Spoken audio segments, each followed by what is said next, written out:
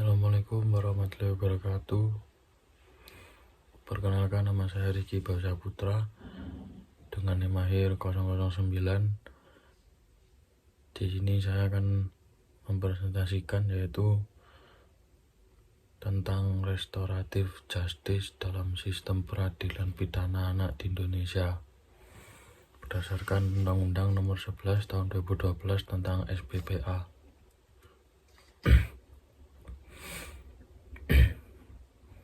Yaitu pada agenda presentasi ini adalah pendahuluan yang membahas tentang latar belakang dan rumusan masalah. Yang kedua, konsep restoratif justice, definisi, pilar dan prinsip.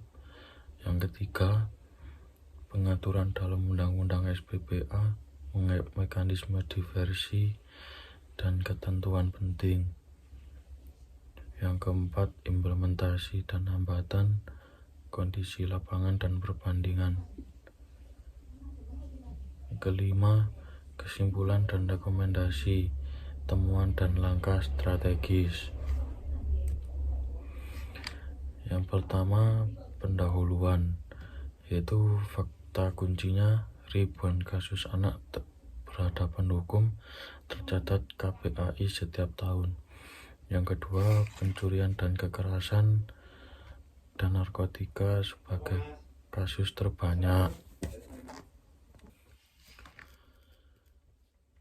Yang ketiga, sistem retributif beresiko menimbulkan stigma sosial pada anak. Yang keempat, penjara bersama dewasa memperparah perilaku kriminal anak. Mengapa harus restoratif justice? Yaitu sistem retributif, yaitu berfokus pada penghukuman, mengabaikan korban dan masa depan anak. Restoratif justice yaitu pemulihan hubungan antara pelaku, korban, dan masyarakat melalui dialog dan mediasi. Dasar hukumnya yaitu Undang-Undang Nomor 11 Tahun 2012 tentang SPPA mewajibkan diversi di setiap tahap peradilan anak.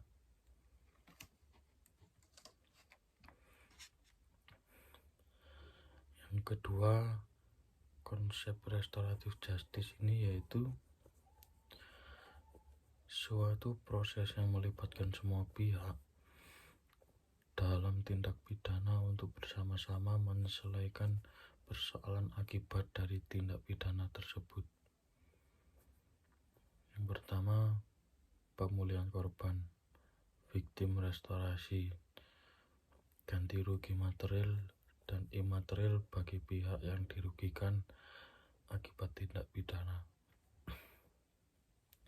Yang kedua, tanggung jawab pelaku, offender accountability, pelaku mengakui kesalahan dan menanggung konsekuensi nyata atas dampaknya. Yang ketiga, reintegrasi sosial, yaitu memulihkan keseimbangan sosial dan mengembalikan pelaku ke masyarakat.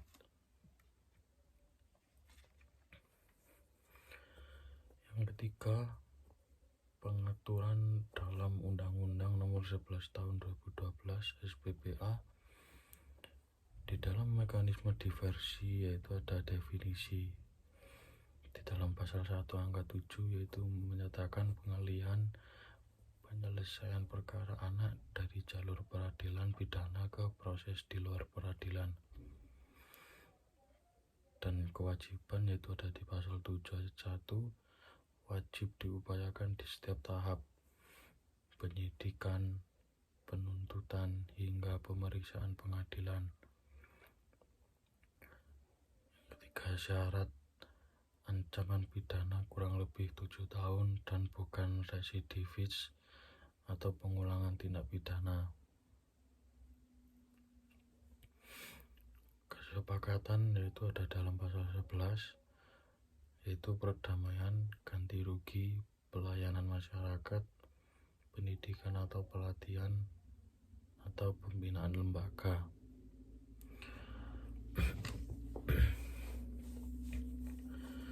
dan ketentuan pendukungnya yaitu di pasal 8 musyawarah diversi melibatkan anak, orang tua atau wali, korban, bapas, pekerja sosial, dan tokoh masyarakat.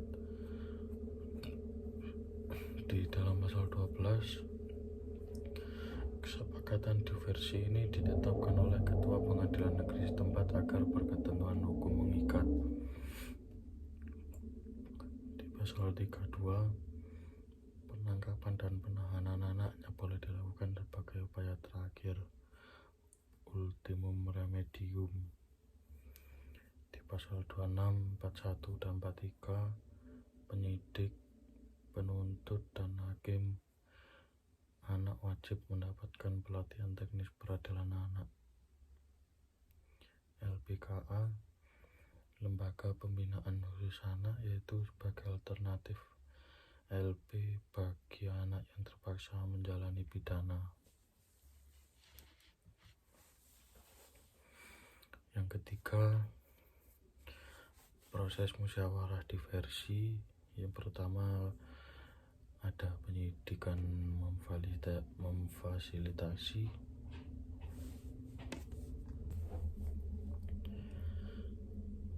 Yang ketiga yaitu proses musyawarah diversi, yaitu ada penyidikan memfasilitasi, terus penuntutan umum memfasilitasi. Yang ketiga pengadilan hakim memfasilitasi, kesepakatan penetapan ketua PN, pemantauan bapas mengawasi. Pihak yang terlibat dalam musyawarah ini yaitu ada anak pelaku, ditambah orang tua atau wali, yang kedua korban dan orang tua atau wali, yang ketiga bapas pembimbingan masyarakat, pekerja sosial yaitu harus profesional, yang kelima tokoh masyarakat atau tokoh agama. Yang keempat implementasi dan hambatan, yaitu capaian positifnya yaitu peningkatan jumlah perkara anak diselesaikan melalui diversi dari tahun ke tahun. Yang kedua mencegah stigmatisasi sosial akibat proses peradilan formal. Yang ketiga mengurangi populasi anak dalam lembaga pemasyarakatan. Yang keempat memberi korban pemulihan lebih nyata dibanding litigasi konvensional.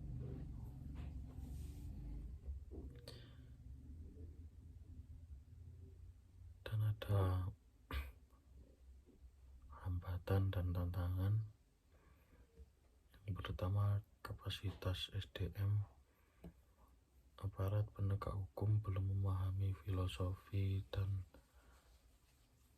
teknis restoratif justice secara memadai. Yang kedua, distribusi bapas belum merata di seluruh Indonesia, terutama daerah terpencil dan wilayah timur. Yang ketiga, ketimpangan posisi tawar. Pelaku berkapasitas ekonomi lebih kuat cenderung mendominasi musyawarah. Keempat, lemahnya pengawasan, monitoring pelaksanaan kesepakatan diversi pasca penetapan belum berjalan optimal, yaitu studi perbandingan Selandia Baru dan Indonesia. Di Selandia Baru ini ada mekanisme yang bernama Family Group Conferencing, yaitu mulai berlaku sejak tahun 1989.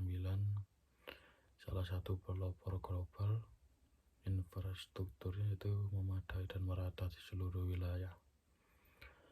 Fasilitator profesional, terlatih, dan tersertifikasi. Dukungan pemangku yaitu penuh dari seluruh stakeholder peradilan. Hasilnya integrasi komprehensif dalam sistem peradilan anak. Dan di Indonesia yaitu mekanismenya diversi melalui musyawarah Undang-Undang SPPA tahun 2012 mulai berlaku efektif 2014 dalam tahap penguatan. Infrastrukturnya yaitu belum merata, babas terbatas di daerah, fasilitator aparat penegak hukum, dukungan pemangku masih perlu diperluas dan diperkuat. Tantangan utama yaitu SDM, distribusi babas, dan pengawasan pasca diversi.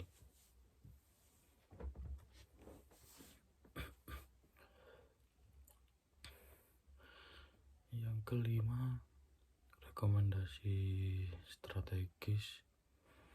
Yang pertama, pelatihan dan sertifikasi aparat, peningkatan kapasitas penyidik, penuntut, dan hakim melalui program terstandarisasi tentang filosofi dan teknis restoratif justice.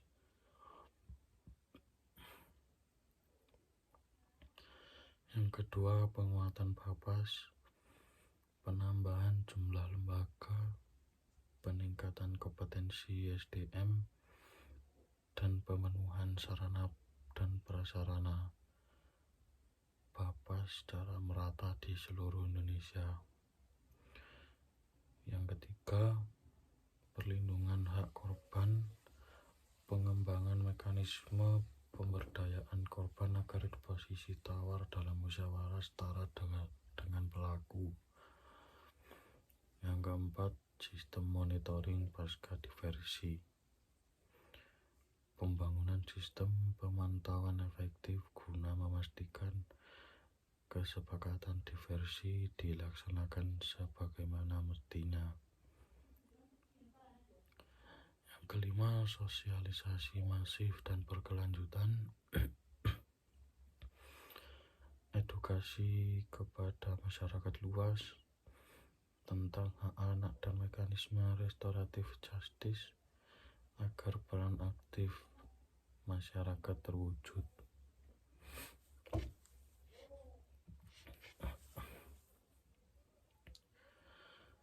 Di kesimpulan yaitu Undang-Undang SPPA tahun 2012 telah mengintegrasikan prinsip restoratif justice secara normatif melalui mekanisme diversi yang komprehensif.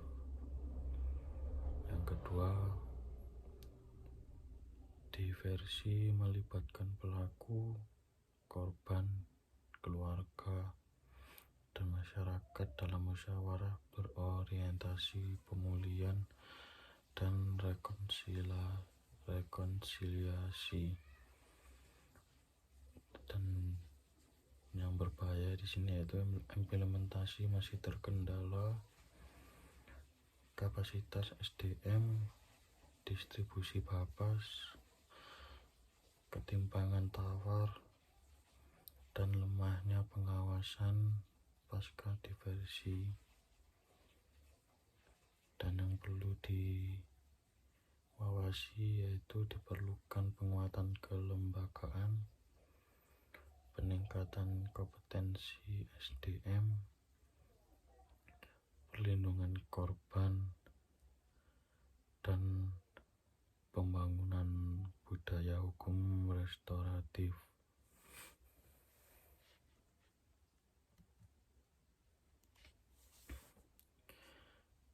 Sekian dari presentasi saya. Bila ada salah kata, mohon maaf yang sebesar-besarnya. Wassalamualaikum warahmatullahi wabarakatuh.